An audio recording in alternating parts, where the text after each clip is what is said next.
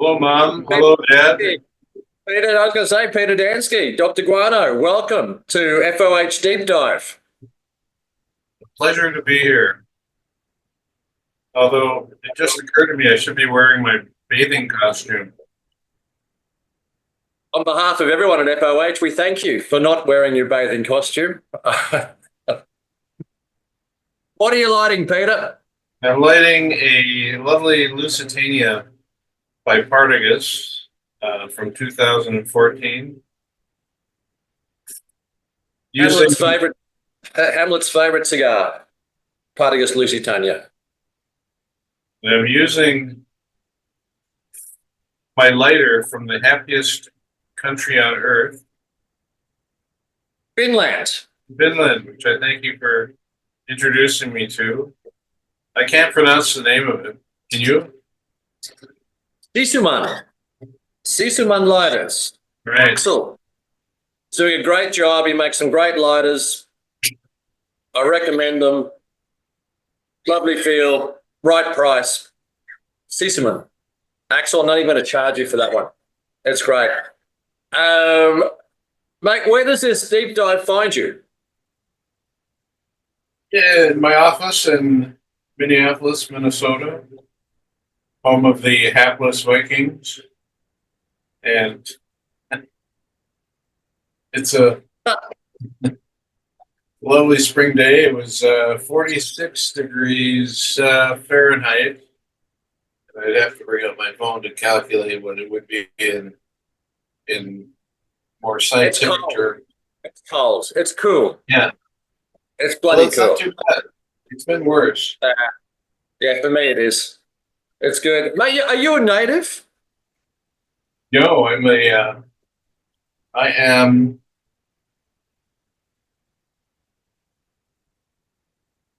a native of Canada. Card carrying. I was born in Montreal. Born in Montreal. Yeah. My dad would say Quebec. Brilliant. When did you get to the States? I was about 6 months old. And my dad took a job in Boston. And we moved to the States when I was at that tender age. But basically, grown up in the US of A since 1952. And been spent the first few years in Boston and then moved to Toledo, Ohio, then back to Camden, New Jersey, and then Canton, Ohio, and then Minneapolis when I was just going to fifth grade. What was your dad doing? Well, obviously you traveled around a fair bit. He was a social worker. Okay. So he kept getting better and better jobs until he reached a certain point where he said, it isn't working in this organization. So he became the executive director of the Senior Citizen Centers of Greater Minneapolis. So he basically built the Senior Citizen Centers system and was on President Kennedy's Council on Aging. And he stuck with that for, I can't remember when he retired, but at least another 10 years. So you did all your schooling in Minneapolis, yeah? I did schooling? Yeah, through high school. Okay. Then I went to the University of Denver for a year. Had to leave town for legal issues. Then came back and did I did a full year at the University of Minnesota. I think maybe just one quarter, and I said, I can't do this. But I did get my degree after 42 years. 2012, I graduated from Augsburg College, good Lutheran school in Minneapolis. But in the meantime, I went to the Dunwoody Industrial Institute. Took a 16-month course in auto mechanics. And then I worked as a photographer and worked in the photo lab And then from 1984 to 1994, I was a stage manager for the Flying Karamazov Brothers. Sorry, the Flying Karamazov Brothers.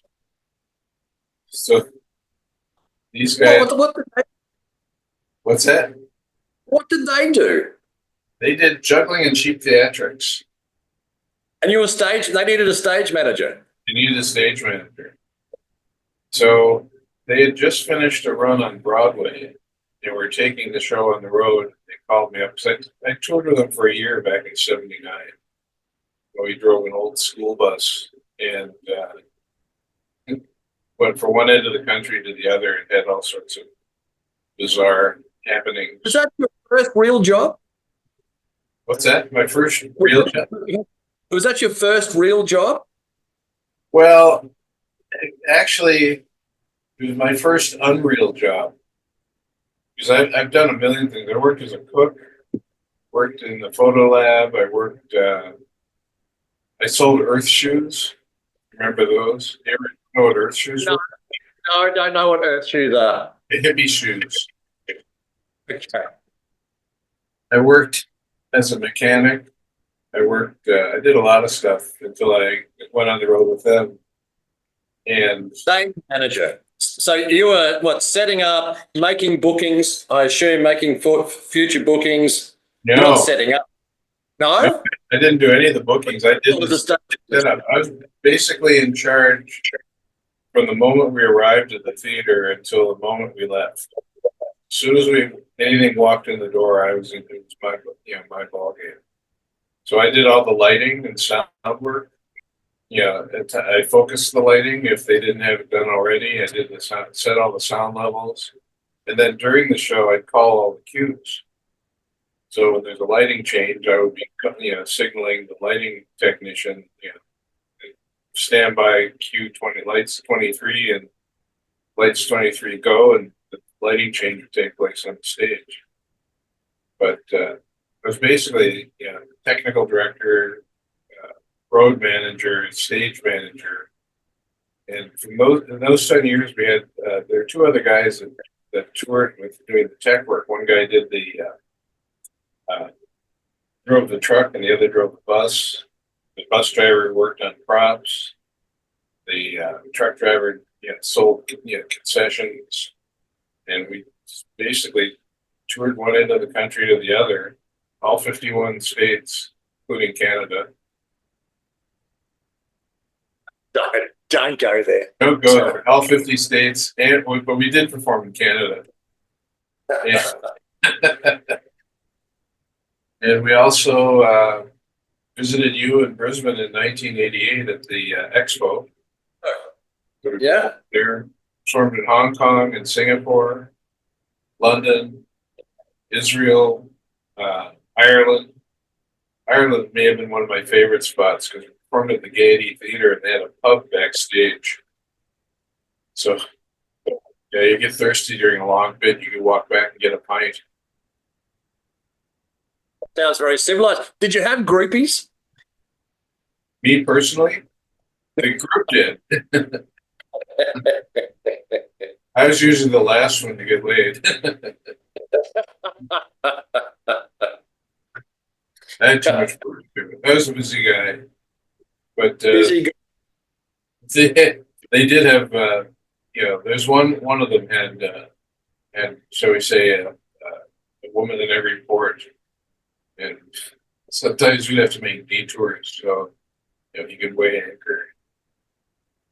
But Mate, they would have been great years traveling. yeah, I mean, we knew where every liquor store was that had quality wine, and we all the restaurants we detoured to get good barbecue going through the south, and just never a dull moment. We drove an old 1955 Scenic Cruiser. It's the old classic bus with double decker, and not like a British double decker or a Hong Kong double decker, but it's kind of kind of halfway or a third of the way back and went up to the upper deck. Brilliant. Yeah. So you finished that in, when was that? 1990, 1994. 1994, and you went on to, so I mean, what did you go on to after that? My next job, that was I was also getting divorced at that time. So I was reorienting. And I got a job. I worked a bunch of jobs. I worked as a barista in a local coffee shop and worked teaching swimming and lifeguarding at the YMCA. So I did that. Then I got my old job back at the photo lab where I used to work, doing printing images, like custom black and white printing, photo lab. And I did that for a while. And then my neighbor got me a job working for Target Corporation. Yeah. So I did that. I started there in 97 and worked there for just a few months shy of 25 years. So I just retired like 3 years. And same neighbor also introduced me to Agnes.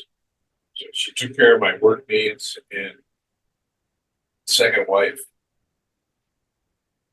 the final wife, hopefully. Yes. Agnes is something special, people. I mean, I love Agnes. Dee and I both love Agnes. She's great. You're blessed. You're absolutely blessed. Yes. Peter. To have a wife that not only has all her other qualities, but also smokes cigars is truly, what more could I ask for? Smoked cigars, doesn't mind a tipple from time to time. Yeah. It is a great person to have a conversation with, to have a laugh with. No, I'm a huge fan of Agnes. Absolute huge fan of Agnes. Brilliant. You when did you get involved with is it to Reach for the Stars? Because you've told me that about that before. But you're current president of Reach for the Yes. Stars. So Reach for the Stars, Agnes's daughter Ashleen, when she was like 12, 13, just after we met, she was doing an after school program that she said, you ought to come down, you might be interested in this. We're building rockets. And I said, yeah. So I started attending as a parent, observer. And that was Reach for the Stars. Met after school on Saturdays, and it culminated with us taking, I think it was like about 50 kids to space camp down in Huntsville, Alabama, the U.S. Space and Rocket Center.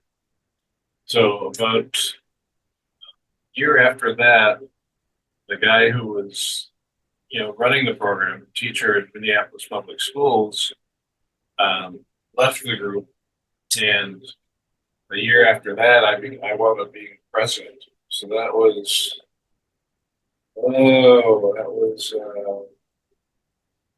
2000, 2001, 2002, something like that. Yeah, it's a lot. You've been there a long time. What's the objective of Reach for the Stars? The objective is to get kids interested in learning. That's the bottom line. And the way we do it is we meet once a month and we build things like rockets, robots. Once we build CO2 compressed air cars, STEM learning. So hands-on learning. I would teach mostly about theory of space flight, flying, and then the history, mostly the history of the whole space program.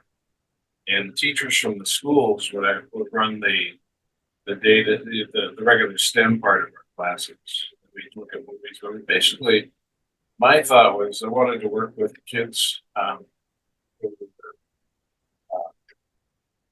didn't have two coins to rub together, and to give them the opportunity to do something that would take them to space camp, so that the families would actually raise the funds. So we worked to kind of give these kids an opportunity to see that they could do something. And there are some kids who are brilliant, and just wanted to get them fired up about learning and thinking about things and the scientific method. And there's some kids who were not the brightest bulbs, but we wanted to get them involved and get them. Find that spark. Yeah. Just that love of learning. Yeah. In effect. Yeah. And there were two kids who were kind of thugs. The wrong side of town. And I kept talking about one of the things I would see down there was the actual space capsule that took the Apollo 16 crew to the moon and back. And I kept mentioning that every now and then when we talk about what they're going to see when they're down there. And I remember being with these two guys, and we were looking at this the Apollo 16 command module, and I just said, "Well, this is the ship. This is the one that took them to the moon." One of the guys just kind of looked at it for a while, and he said, it finally clicked. He said, "That went to the moon?" I said, "Yeah, that went to the moon, 250,000 miles away." Yeah. He was just like totally blown away. I left him there and just looked at this thing. That was one of the moments that kept me easily going. I love working with that age group, which I assume is for yourself would be 11 to 15 years of age. Is that the age group roughly that you work with? Actually, the lower end would be 9-year-old. 9. Yeah, so 9. And I think we rarely had somebody 15, but we did have a few. We had one crew that went to the advanced course, but mostly it was 9, 10, 11 through maybe age 14. And it was good. Just watching them start out kind of screwing around, school stuff, and then getting them interested, kind of getting through that kind of screwing around phase into the part where they're actually trying to make things happen. We work on teamwork. I think it's one of the most rewarding things that people can do is to give a little bit back to that age group. I've done it in a very different way, I suppose, in that I think I coached for 20 years in that age group, coached rugby. And I was a hard-ass coach initially until I was pulled aside by one of the senior teachers one year. We were going through a rough patch, and I was coaching fairly always A grade or guys in the Bs trying to get to the A grade school system or rugby system. And I remember he pulled me aside and he says, "Rob, you're a very good coach, but your job is not to make rugby players. Your job is to build men." And it really resonated with me. So I changed my complete approach a few years into coaching, and where you took a real personal interest in each one of your squad. And you quickly realize the challenges that kids have from, broken families at that age group really affect kids in those 11, 12, 13, 14-year-olds. And often rugby was their only escape, or it was an escape for them. Schoolwork was difficult, friends. So your job is to increase their confidence. Your job is to make them believe in themselves, to make them to be a source of inspiration as opposed to a source of criticism, and to make them the best people they can possibly be. And so when they turn up at school the next day, no matter what's happening in their home life, they have a pep in their step.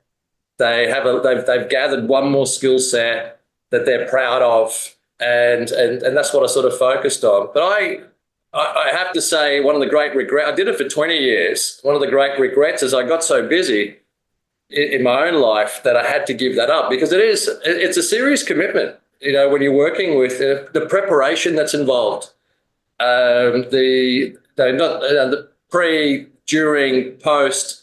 It's something that you have to take seriously, but it's certainly one of the most rewarding things I've done.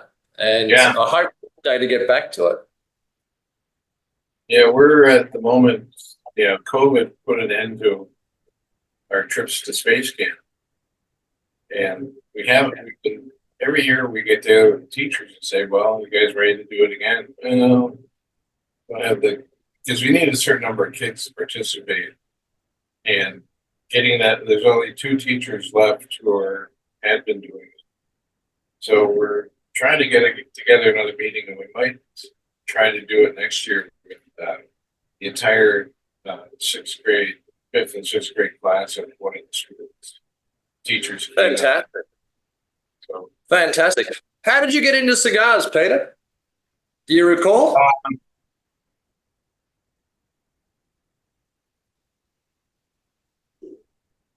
My sister had a child and a son, and that made me an uncle. And I tried to figure out, how do uncles behave? And I thought of, uncles smoke cigars. Uncles drink and they fuck around with the kids. In an amusing way. And so I was we were visiting Ashleen in Ireland and flying through Schiphol in Amsterdam.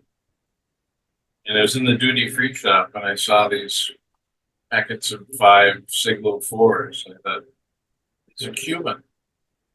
These are illegal. I have to buy some and see if I can get them back home. So that got me started. That was around 2000, maybe a little later. And, Yeah. So I started smoking Siglo 4s and Monty 2s. They come in those packets. It's not a bad start, Peter. Most people start with Villigers or Swisher Sweets or Blackwoods. You started with Siglo 4s and Monty 2s. I went right into it. Just not going to fuck around or whatever these are. It's free packaging and the Erdukihibas. And all right. So I started bringing them back, and the lads in the neighborhood would come over in the summertime, halfway in the backyard. And so I was just thinking about that, about my early days smoking. I would pick them up. And, first it was just going through duty free. I'd pick up treatment kits, and then visiting Ashleen in Ireland, I discovered Decent Cigar. It's on Grafton Street upstairs. I think I was. Yeah, it's Robbie Fox's competitor. Yeah, and used to be able to go in there and smoke, and I was amazed. They had open boxes. First place I'd been where they were open boxes, you could buy individual sticks. So I just tried different things. And I remember picking up Cohiba Sublimes, 2004. And Yeah. These are good, but they're they're a bit pricey for me. And now, of course, I look back in those days and go, geez, I think they were like 40 euros a stick. We all rolled our eyes when they came out and said, "There's no way people are going to be able to afford these." And they sold like hotcakes. The dollar signs went off in the within the Habanos bean counters, and they were away. They knew they had something. I think that was pretty much that was the beginning of. They knew they were onto something, of which they certainly mastered years down the track, as we all know. But when they started bringing out $40 cigars, we're going, whoa. Yeah. But yeah. These days. So I know you've been to Cuba a number of times. When was your first trip to Cuba? I think it was 2016 when Ammy Cigar and Prince Albanos had that kind of joint trip down during the party. That's right. That was a great trip. Oh, that was a great trip. Yeah. We did a joint a joint tour of FOH and Ammy Cigar. I'm a member of Ammy Cigar, and we'll talk about Ammy Cigar because you won Ammy Cigar. Actually, you and Agnes won last year, Man and Woman of the Year for Ammy Cigar. And so Ammy Cigar is a brotherhood. Actually, I'll let you describe what Ammy Cigar is. What's their objective? What is Ammy Cigar? Ammy Cigar started with about, what are we up to, 19 now, or 17, 15? So we'll say 17 years ago, Gino and some of the lads in the Amalfi Coast area decided, well, we should have a club, but it's not going to be a club. We're just going to get together and we're going to smoke cigars together, but we'll make it somewhat official. And that was the first Ammy Cigar was in Maori, and it was just one day, and they got together and had cigars, and then had dinner and had more cigars, and it just evolved since then. So it's a group of it's a group of cigar smokers who get together, just have fun. There's no formal stuff. There's no. I mean, there's we get together for a weekend once a year, 3 days, and we'll have we'll meet on Thursday night. Those who get there early will go someplace for dinner and smoke cigars. And then on Friday we'll have the official sign-in and we'll smoke cigars. We'll have dinner and smoke cigars. There's a few set routines where we have like what they call not the holy smoke, but the heavenly smoke, where we smoke and think about those who are no longer with us. And then we have a vintage smoke where we all smoke the same cigar out of boxes of older cigars, and we discuss it. But mostly we're just pissed at smoking cigars, and it's one of the great weekends and in the cigar world, as far as I'm concerned. One of the great 3 days. Gino and the lads do a fantastic. Honestly, I don't know how they pull it together. I know you were heavily involved in the Nashville event last year, which I went to, and it was stunningly good. But I've been to a few now. I can't. This next one is in a month and a half's time, I believe, at Besama the Grappa in Italy, and I can't make it. I've got some other commitments, but it is one of the most eclectic mix of individuals that you really, to put that crew together. What I love about it, it has nothing to do with Habanos. No, it has nothing to do with retailers. Really, retailers can be involved because they love people, and the retailers who actually do get involved, they get involved from the perspective of being a lover of cigars first. It's not a sales event. It's not anything else. It's about catching up with great people. And the friends that you make there become lifelong friends. It's just to me, it's a beautiful concept. It's a beautiful execution of what cigars should be. Yeah, and the way that Habanos has now migrated, for right or wrong reasons, I'm not making a comment on it. You guys know what my belief is. They've migrated away from that concept. Ammy Cigar really embodies the best of what cigars should be and the cigar community should be. And I hope it's never lost. I doubt it ever will be. But to me, it's a beacon out there for the cigar world. All levels of business, a lot of people, a lot of retailers participate, but not as retailers. They go to see their friends and hang out and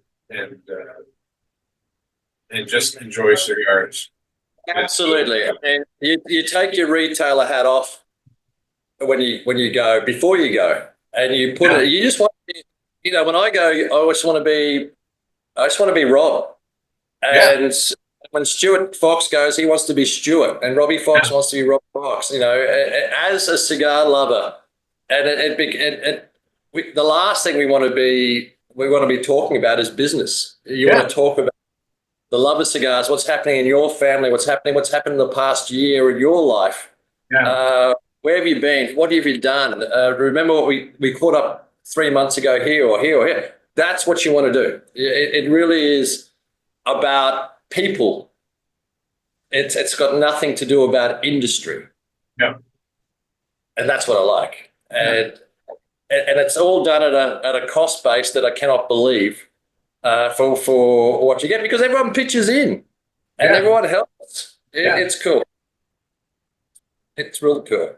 Yeah. So When did you find FOH? it's a good question. I think the first forum that I was on was Cigar Aficionado. And I met Andy Ryan and Evan and Nino, I think, was on there, and a bunch of people who, I have no idea who they are. And then somehow I got tied into FOH back in the day when the 24 by 24 was live in the humidor. Live from the warehouse. I remember that. Yeah, those were great nights. It was a whole different world. I mean, the Cigar Aficionado, as soon as I found FOH, I dropped out of the Cigar Aficionado website, and it's just such a great gathering of people. It's kind of the equivalent of Ammy Cigar. Although people do talk more about the actual pricing and what's discontinued, what's still happening, and what I miss. But there's all sorts of other topics that come up. And it just feels like, I look at when I log in, or actually I don't know if I ever log in.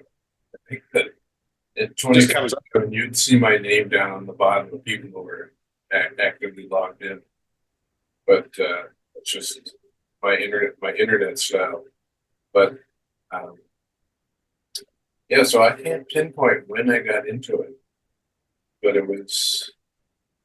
it had to be before 2016, probably quite a bit before that. It's they were great days. I mean, every day is a great day on FOH, people, but they were great days. Live from the warehouse. I think we had at any given time 60, 70,000 cigars in the warehouse and master case. So when a shipment came in, I'd be in the warehouse and I'd be going through the master cases, and we'd be doing a live sale from the warehouse. It was so much. It drove us insane, but it was so much fun. But getting the best and brightest cigars. Just waiting, refreshing like crazy, waiting for the next image to show up. It wasn't like 24 by 24 where boom, you got everything that's up for sale. It's right there for you to scroll. Yeah, 4 or 5 hours. And as I came across stock, that was a little bit special, a little bit unique, a little bit that stood out. And we posted up live, and it worked exceptionally well. The days of PSP and HQ. PSP, HQ. It would never work today. The whole cigar world has changed. So, I don't think we can ever go back to it. But I love that. I love that evolution in business. I love that evolution in FOH. It was fun. It was hectic. We didn't always know what we were doing. It's perfect, in terms of. It was perfect in terms of engagement with the cigar community worldwide, and I had so much support from PCC. I still do to this day, obviously, but some of the stuff that we pulled out of that warehouse in those days was stunning. And there was stuff that you couldn't get rid of. Like now, even to this day, we might get if we get Sir Winston's, we might get 12 boxes, 20 boxes Sir Winston's now, if we're lucky. Yeah. I remember those days we'd have master cases of Sir Winston's, 6 or 7 master cases, in which I'd go through and pick out the cream of the crop of the and post them up to live from the warehouse, the cream of the crop. And there was so much of everything that not everything would move, but you'd move enough to pay the rent. These days, if I had 5 master cases of Sir Winston's, they'd all be sold in 2 minutes, and you don't have to do anything. They just go, which is a lot better for me. I'm getting older, people. Tell me about it. I know. So we met. I think we met first in the 2000. It was the 2016 Cuba trip, if I remember correctly. Yeah. Remember, we were standing outside while that woman's string orchestra was playing. That's right.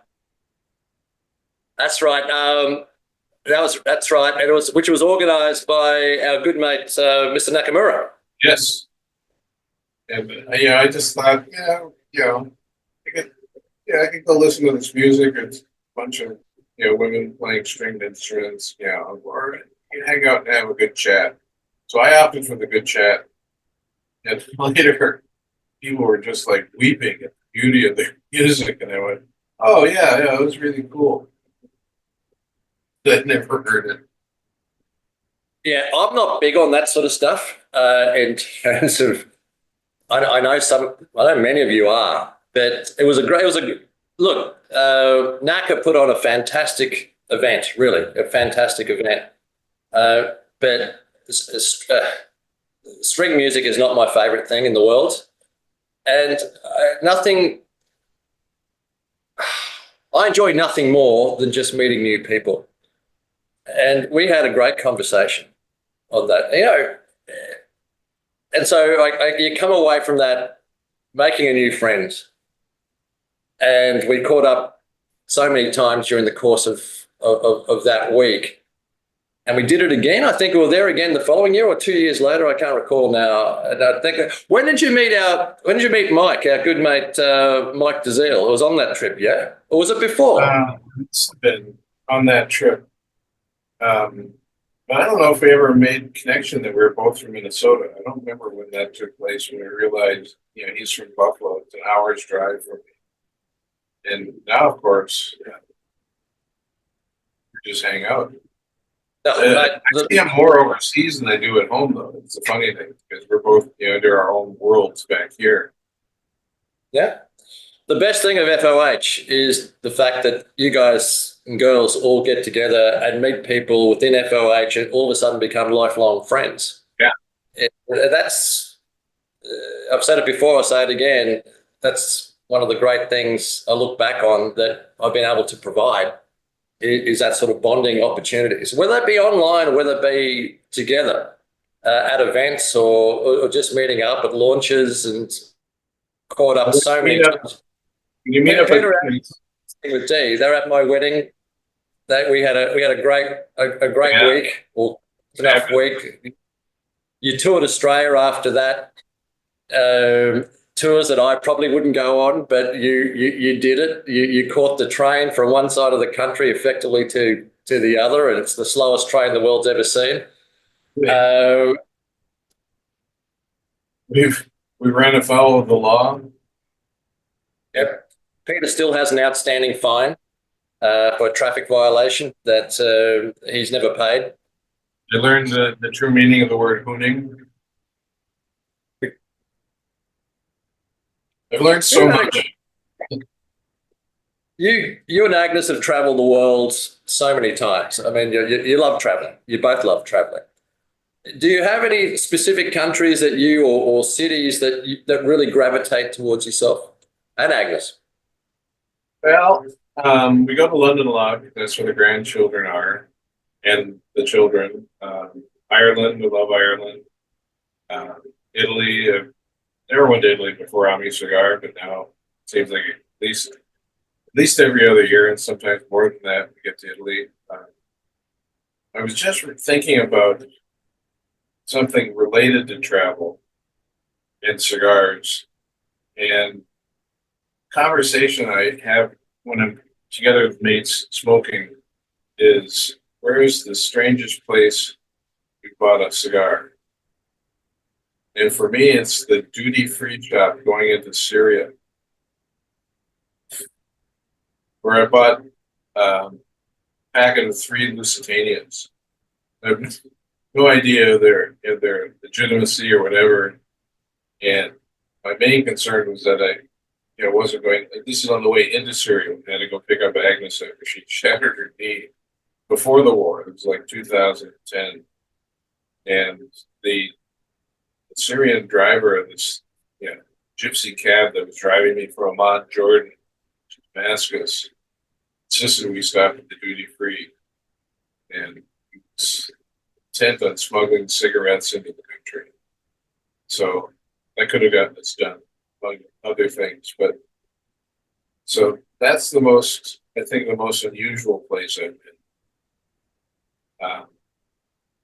Not a place I want to go back to, although the country was great, the food was great, the people were great.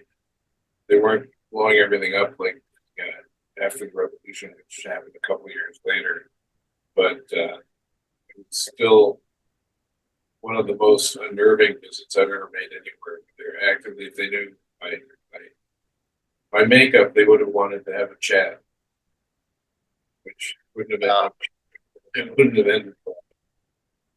I love travel. I love travel to places that make you feel slightly uncomfortable sometimes. Yeah.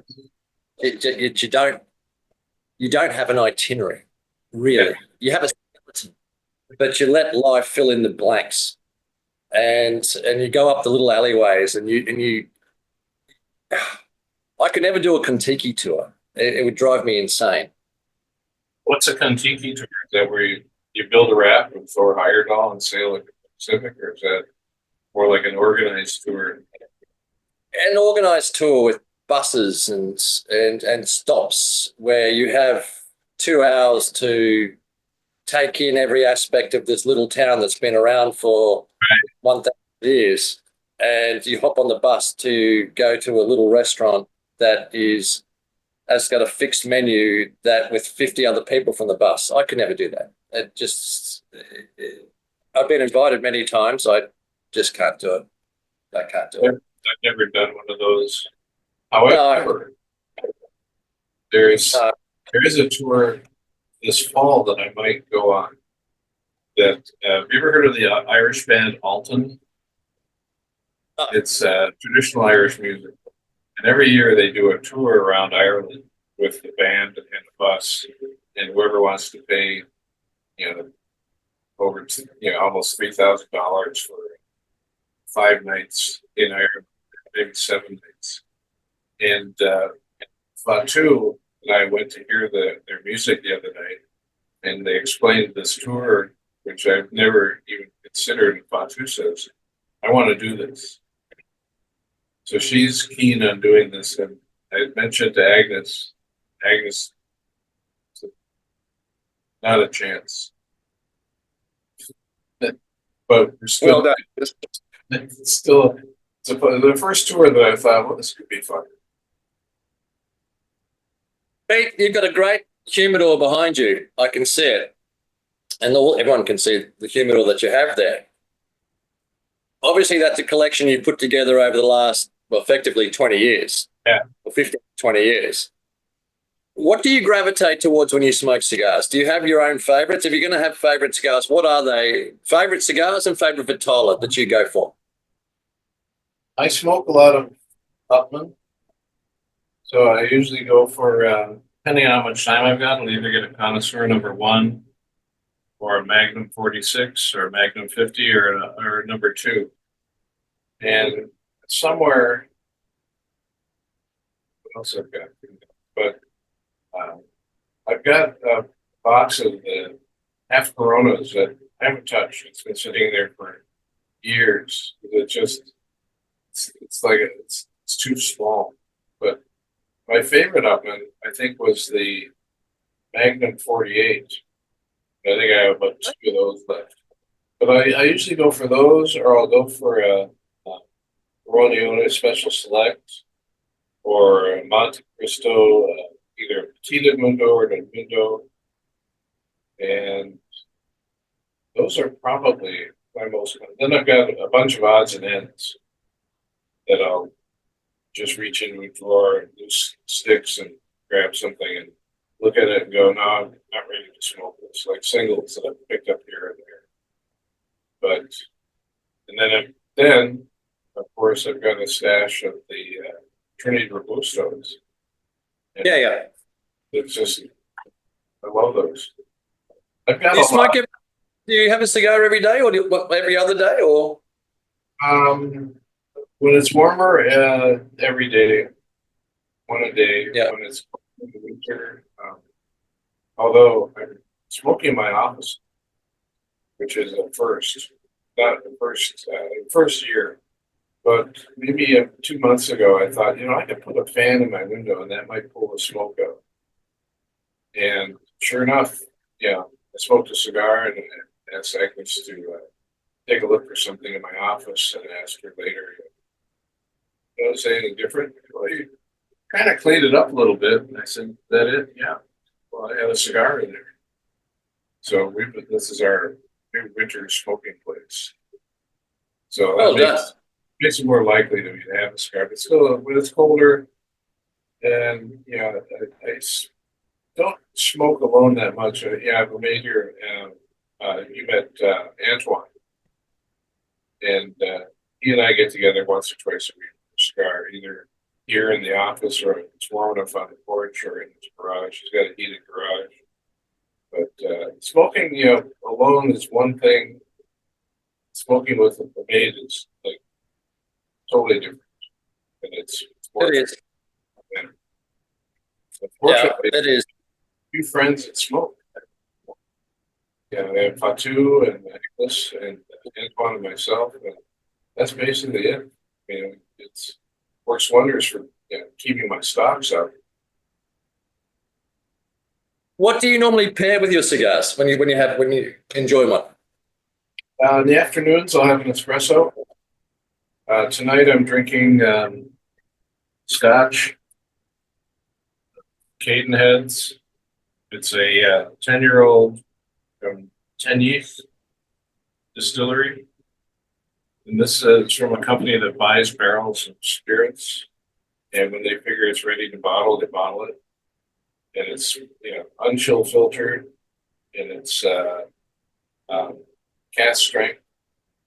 And the only way to drink with Scotch whiskey. But in the summertime, it's rum. Almost, totally rum. I've been trying tequila, but it works. It's a good accompaniment, but it has side effects. It seems like I can drink whiskey, I can drink bourbon, I can drink rum and enjoy it. Have a couple glasses and I'm fine. But one shot of tequila, and it seems like it's brain solvent. So then I also drink port. It all depends on what the mood is. Actually, what brand rum do you drink? What brand rum do you drink with your cigars? I like Diplomatica. Yeah. Love it. So that's probably the main one. But I've got a stash from Cuba that comes out on special occasions. And but it's not the same. I like a sweeter rum. Yeah, I tend to agree. Zacapa is a little bit too sweet for me, but Diplomatica sort of works exceptionally well. But I love it in cigars. I love a rum in cigars. El Dorado. El Dorado is excellent. I've got a good mate, Adam Bauer, who's put me onto a whole heap of rums which I didn't even know existed. But it's I think once you know your flavor profile in rum, it's very hard to move away from it. Right, yeah. I don't care. Yeah. Once you find what works for you. Yeah. I'm a creature of habit. I just stick to it. I just sort of stick to it. Can I ask you a question? In terms of one, the cigars, what advice would you? Well, two questions. In terms of cigars, what advice would you give to a 25-year-old if you were 25 again? What advice would you give to yourself in terms of cigars? Stock up. Stock up. In a decent humidor or even a crappy one and just nurse it along. I've got a whole slew of crappy humidors. They're all full. Don't worry about the the humidity too much, just keep it in the ballpark and just, stock up. You don't know where you're going to be financially in the future. Whatever you can afford it. Sell a house. What advice would you give to your 25-year-old self that's not involving cigars, just life advice? What would you give to you if you were 25? What would you, given everything you've gone through, everything you've learned, what advice would you give to yourself? You're 25. They don't work hard at pursuing women. Don't work. Don't work hard at pursuing women, because reach a certain age, and if you're not like putting the moves on, they will put the moves on you.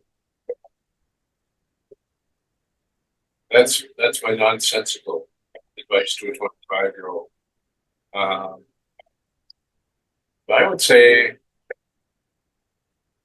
seriously to travel, see the world, do what just do what gives you, what you're interested in.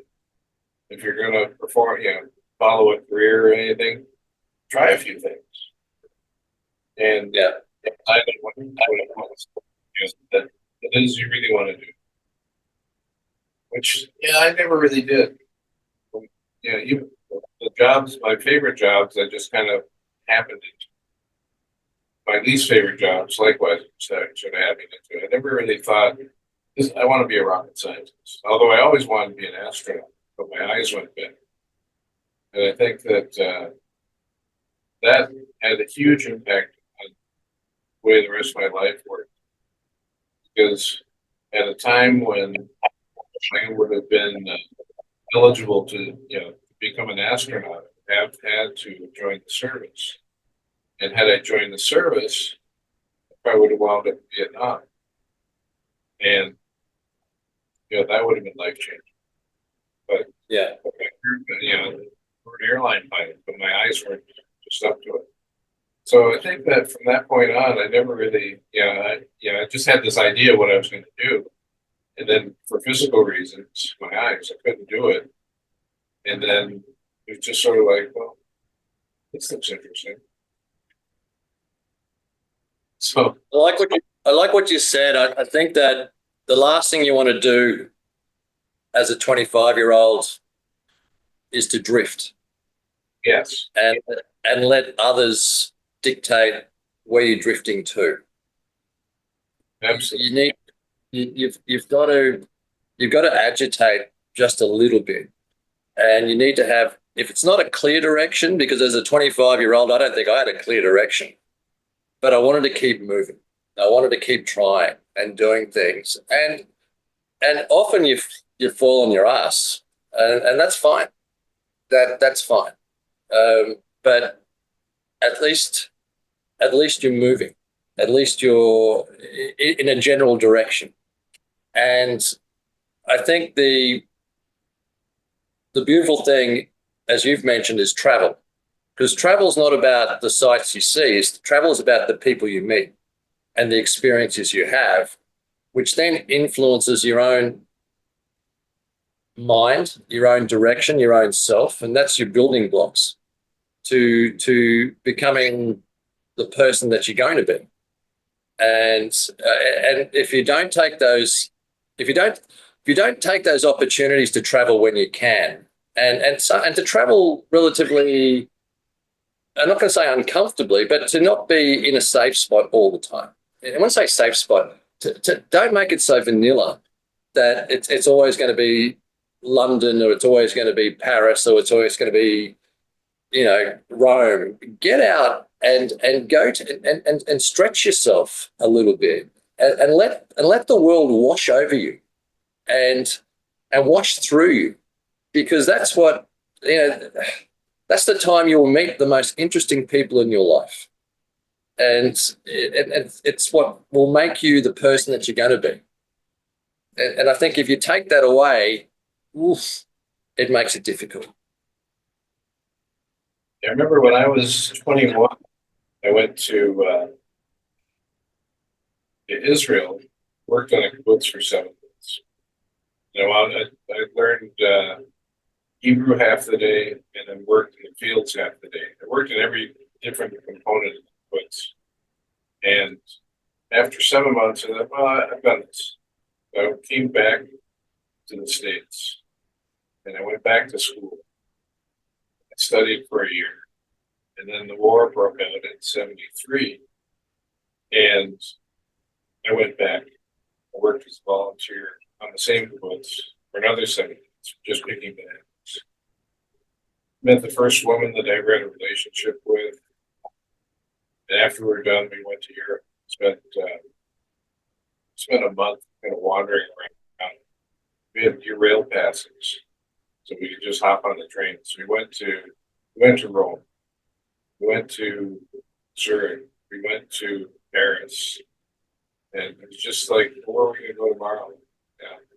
It's cheaper to sleep on the train, so let's get a night train somewhere. And we just did all that stuff. And when I got back, I was just thinking about what did I do when I was 25, and that's when I was going to the Dunwoody Industrial Institute, learning to be a mechanic. But I thought if I'm ever going to travel around, that's a skill I can use anywhere. So I became an auto mechanic, and that just kept leading me into new things. I worked as an auto mechanic for a while, business guide up there, and after that to work at the Minnesota Renaissance Festival, which was this little, 6 weekends in the fall. They kind of built a Renaissance village, the old turkey leg booth and stuff like that. And I worked there. That's where I met the Flying Karamazov brothers. Then went on the road with them. And in the meantime, I worked selling wine for a year. Just all these odd jobs, just trying different things. This looks interesting. These guys over there, hey, bro, go check it out. Then wound up going from there to cooking and photography, and then back on the road with Karamazov brothers. And finally settled down at the ripe old age of 35, working for Target. So, so you got Italy coming up. You're not one to stop traveling. You and Agnes will continue to travel as as opportunities arise. we're hoping someday to come back to Australia, but I'm going to settle up with Queensland. Tell you what, you come to Australia, I'll pay that fine for you, and you can shout me a beer. All right. That sounds like a plan. Yeah. We'll be back. Sounds like a plan. Peter Dansky, Dr. Guano, thank you so much for taking the time for just a bloody good deep dive this afternoon. Much appreciated, mate. And thank you for everything you do on FOH. You're an absolute stalwart. I know the guys love your input, love your friendship. It's something that's special that we have. It's something that I think we could all learn. The idea of discourse with humor in this world and respect is something that you encapsulate on FOH. And it's something that I truly admire. And I look forward to reading your commentary every time you put it up. Cheers, mate. Thank you so much. Don't forget the Little Dingo. Don't forget the Little Dingo, one of the great songs Australia's ever created. Great. All right. See you on the. Cheers. Cheers.